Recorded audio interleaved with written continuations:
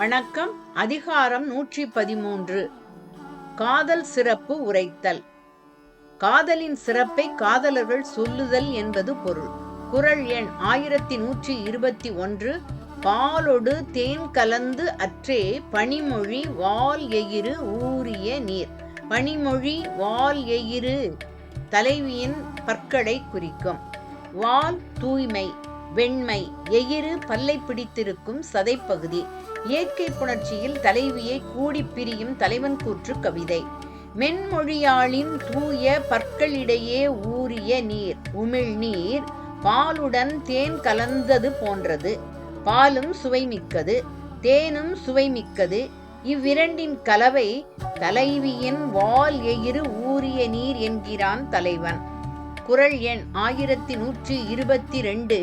உடம்பொடு உயிரிடை என்ன மற்று அன்ன மடந்தையொடு எம்மிடை நட்பு.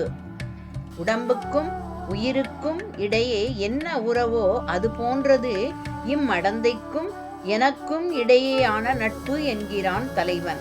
பெருந்தேன் இழைக்கும் நாடனோடு கொண்ட நட்பை குறுந்தொகை தலைவி சொன்னது போல மடந்தையோடு கொண்ட நட்பை விவரிக்கிறான் காதலன். குறள் எண் 1123. கருமணியின் பாவாய் நீ போதாய் யாம் வீழும் திருநுதற்கு இல்லை இடம். திருநுதற்கு என்பது தலைவியை குறிக்கும் சொல். பாவாய் கருமணியில் உள்ள பாவையை விழித்து பேசுகின்ற தலைவன். இப்பொழுது எனக்கு விழியாக இருப்பவள் என் தலைவி. அவள் கருவிழி தங்க இடம் வேண்டும். எனவே தன் கண்களில் உள்ள பாவையை விழித்து, நீ நான் விரும்பும் காதலிக்கு உரிய இடத்தை கொடு, எனவே வெளியே போ என்கிறான் தலைவன். என் கண்ணீர் பாவை என்றோ கண்ணம்மா என் உயிர் நின்னதன்றோ எனும் பாரதியின் கவிக்குறள் இக்குறளை படித்து முடித்ததும் காதில் விழுகிறது. காதல் அடைவது உயிர் இயற்கை. இல்லாவிடில் மனித உயிர் சங்கிலி எப்படி தொடரும்? கண்ணுக்குள் காதலியை பொத்தி வைத்துக் கொள்ள துடிக்கும் காதலனின் குரல். காதலியும் அப்படித்தான் நினைக்கின்றாள். எனவேதான் கண்ணுக்கு மையெழுத மாட்டேன், ஏனென்றால் காதலன் மறைந்து விடுவான் என்கிறாள் குறள் தலைவி. குறள் எண் 1124. வாழ்தல் உயிர்க்கு அண்ணல் ஆயிழை சாதல் அதற்கு அண்ணல் நீங்கும் இடத்து. அண்ணல் ஒப்பானவள்.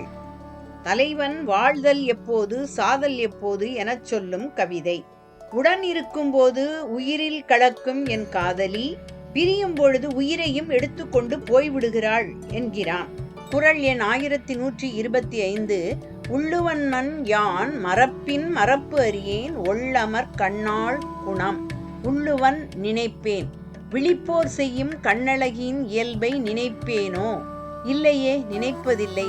மறந்தால்தானே நினைப்பதற்கு. நான் ஏன் மறக்கவும் நினைக்கவும் வேண்டும்?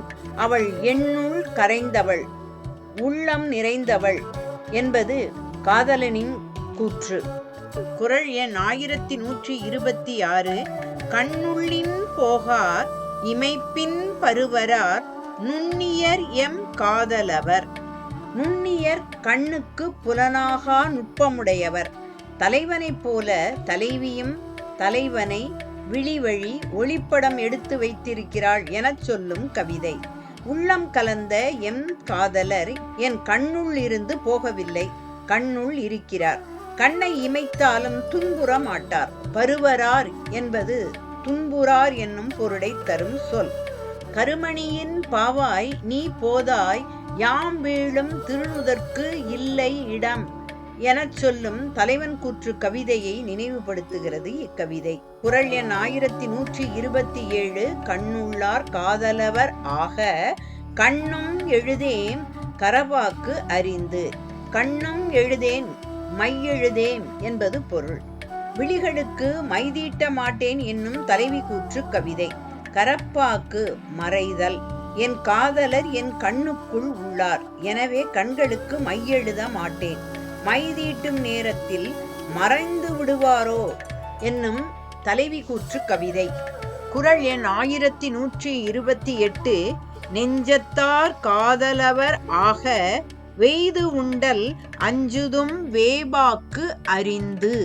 வேபாக்கு வெப்பமடைதல், சூடு, வெம்மை, வெந்து போதல், கண்வலையில் பட்டு நெஞ்சத்தில் இருக்கும் காதலனுக்கு வெப்பமான பொருள் துன்பம் தரும். எனவே சூடான உணவு உண்ணமாட்டேன். ஏனென்றால் அவ்வுணவு அவரை சுட்டுவிடும். அதற்கு அஞ்சி நான் சூடான பொருளை உண்பதே இல்லை என்கிறாள் காதலி. குறள் எண் 1129. இமைப்பின் கரப்பாக்கு அறிவல். அனைத்திற்கே ஏதிலர் என்னும் இவ்வூர். கரப்பாக்கு மறைதல். ஏதிலர் அன்பிலார்.